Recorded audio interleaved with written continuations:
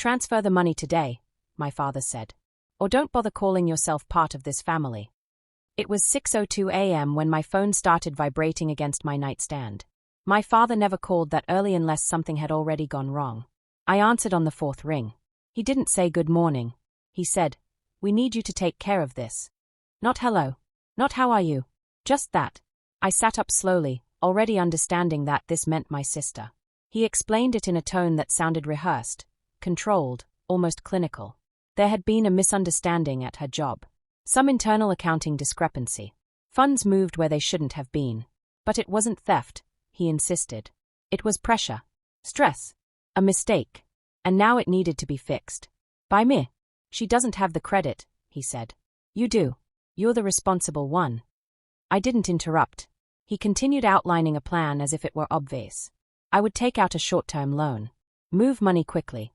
Stabilize the situation before anyone escalated it legally. The company just wanted restitution. Quiet repayment. Clean resolution. And if I don't? I asked. There was a pause. Not long. Just enough. Then you're choosing not to stand with your family. My sister's voice drifted faintly in the background. She wasn't crying. She sounded tired. She didn't mean for it to spiral, he added. Of course she didn't. The implication was simple. She slipped. I would catch her. I didn't feel angry. I felt something clearer than that. I understood that this was not a request. It was an assignment. And something in me shifted. There's a specific kind of silence that comes when you realize you've been selected, not because you caused a problem, but because you're the easiest person to solve it. If you've ever been the one expected to absorb consequences that weren't yours, you already know the feeling. Before we go further, take a moment to subscribe and share your thoughts in the comments, especially if you've ever been blamed for something you didn't do. Your experience matters more than you think. Have you ever noticed how responsibility gets reassigned to the person least likely to resist? That morning, I noticed. And I didn't argue. My sister had always been described as emotional. I had always been described as stable. When she missed rent in college, my parents called me to spot her temporarily. She paid me back 6 months later, after reminders.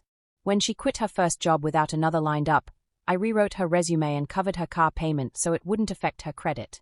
When she overdrawn her account by several $1,000s during what my father called a rough season, I transferred money the same day. It was never framed as favoritism. It was framed as practicality. She's fragile. You're strong. She needs support. You understand responsibility. I believed those labels for a long time.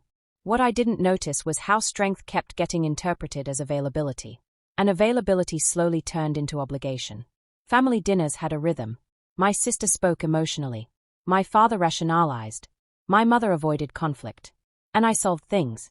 Not because I volunteered. Because silence was interpreted as consent. If I hesitated, I was reminded how much my parents had invested in me. My education. My stability. My independence. Gratitude was currency. And apparently, it accrued interest. So when my father called at 6 a.m., asking me to cover financial misconduct that could have legal consequences, it wasn't random. It was consistent. I wasn't shocked. I was selected. By 8 a.m., I had requested documentation. Not emotionally. Logically. If I was expected to assume financial liability, I needed details. The misunderstanding was not small. Over several months, my sister had rerouted client payments into an internal holding account she controlled. She had intended, according to my father, to borrow temporarily to manage personal debt. The amount exceeded 6 figures. There were timestamps, authorization logs, digital signatures. The company had already flagged discrepancies during an audit. They were preparing to escalate. If restitution was immediate, they might avoid filing a formal complaint. My name was not attached to the accounts. My social security number was not listed. My signature appeared nowhere. I had not received any transferred funds. There was no shared financial instrument connecting us. Legally, I had no exposure. But if I injected money into the situation, especially large sums, I could blur that line. Intent matters in financial investigations. So does timing. The situation was serious. And it was not mine. People assume that refusing unfair demands requires confrontation. It doesn't. Arguing invites escalation.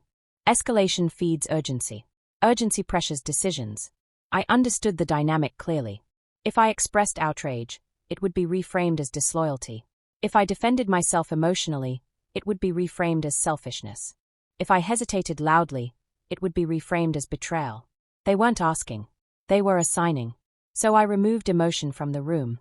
I responded with measured questions. Deadlines. Documentation. Numbers. When my father said, "This will ruin her life," I replied, "What is the official amount owed?" Clarity disrupts manipulation. Silence forces specificity. And specificity exposes reality. I didn't yell because yelling would have tied me to the outcome. Distance required calm. By late afternoon, the language shifted. My father stopped saying help. He started saying obligation. This is what family does. You don't abandon your own. You've always been the reliable one. Then came the implied consequences. You know how many people in this city know our name. You work in a regulated industry. It would be unfortunate if misunderstandings spread. He didn't explicitly threaten my career. He implied fragility. My sister sent a single text. I didn't mean for it to go this far. No apology. No ownership. Just exhaustion. The company's deadline tightened to 48 hours. Wire transfers were discussed. Private agreements. Non-disclosure clauses. Everything felt rushed, strategically rushed. Pressure is most effective before analysis. But I had already begun separating. I reviewed my employment contract, my compliance obligations, my reporting duties if I became aware of financial misconduct connected to me. The more I read, the clearer it became. Injecting funds would not protect anyone. It could implicate me. And protecting myself was not betrayal. It was boundary. That evening, I opened a new encrypted folder on my laptop. I saved every text message, every email, every missed call log. I screenshot timestamps. I exported message threads as PDFs. I requested written confirmation from my father outlining exactly what he was asking me to do. He hesitated, then sent a brief summary. It was enough. I contacted a compliance attorney anonymously for a consultation. I did not give names. I described a hypothetical situation involving familial pressure to repay corporate funds unrelated to me. The advice was direct. Do not transfer money. Do not sign anything. If credible fraud exists and you have documentation, preserve it. Preserve it. I printed bank statements showing my lack of involvement. I downloaded public regulatory guidance on financial concealment. I noted the company's reporting obligations. Then I found one document my father had forwarded earlier in the day, an internal audit summary. It listed the amount, the dates, the preliminary intent to notify federal authorities if repayment failed. The timestamp on that document was 11:47 p.m. I stared at it for a long time. I wasn't looking for revenge. I was looking for clarity. If authorities were likely to be involved regardless of my action, then silence would not protect anyone. It would only delay accountability. At 12 a.m., I forwarded that audit summary to the compliance reporting channel listed on the company's public website. No commentary. No accusation. Just documentation. Then I closed my laptop. The next morning, my father called again. Have you initiated the transfer? No. Silence. I'm not participating.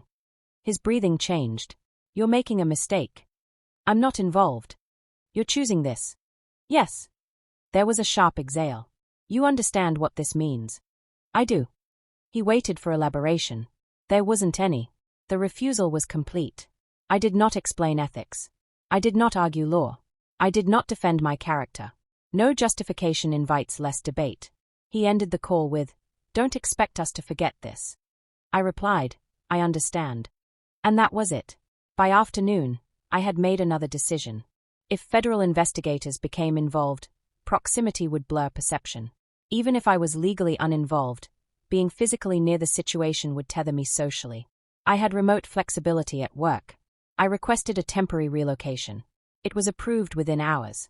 I transferred my lease to a colleague who needed short-term housing. I booked a one-way ticket for the following evening. I packed one suitcase. I did not announce it. I did not send a message explaining my choice. Leaving was not punishment. It was insulation. When you remove yourself from a pattern, the pattern becomes visible. I intended to see clearly. At 6:03 a.m., the next morning, my phone lit up with missed calls. Unknown numbers. Then a message from my mother. Federal agents came to the house. I sat on the edge of my temporary apartment bed and read it twice. Apparently, The company had already initiated contact before repayment deadlines expired. The audit summary I forwarded likely accelerated nothing. It simply ensured transparency. Investigators requested devices, financial records, access logs. My father called repeatedly. I didn't answer. Later, he left a voicemail. Why would you do this? I listened once. He sounded less authoritative, more uncertain, but I did not respond. Legal processes began unfolding without me. My sister retained counsel. The company issued a formal statement. Neighbors speculated. Extended family called for clarification. I stayed quiet. Distance protected clarity. I was not rescuing. I was not intervening. I was not commenting. For the first time, a crisis existed in my family that did not root through me. It moved around me, and that movement felt unfamiliar, but steady. At the airport, everything felt procedural. Shoes off. Bag scanned. Boarding pass verified. I turned my phone to airplane mode before boarding. Then I opened my messages one last time. I archived the family thread. Not deleted.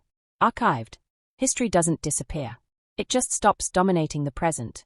When the plane lifted off, there was no dramatic realization. No tears. No anger. Just altitude. And quiet. I used to believe that loyalty meant absorption. That being the strong one meant carrying what others dropped. That refusal required confrontation. Now I understand something simpler. Responsibility belongs to the person who created the risk. Silence can be protection. Distance can be justice. I did not destroy my family. I did not expose secrets for spectacle. I preserved documentation. I declined participation. And I stepped aside. The consequences that followed were not engineered by me. They were already in motion. I simply chose not to stand in front of them. My career remained intact. My record remained clean. My name remained separate. More importantly, my identity detached from a role I never formally accepted. Scapegoat. Fixer. Financial buffer. Those titles dissolved the moment I said no. People sometimes ask whether I regret forwarding that document. I don't. Documentation is not betrayal. Truth is not aggression. Clarity is not cruelty. At 6 a.m., my father believed fear would secure compliance. By sunrise the next day, federal investigators were at his door. Not because I attacked him, but because reality does not negotiate. I chose distance over approval. And that choice was quiet. Resolved. Irreversible.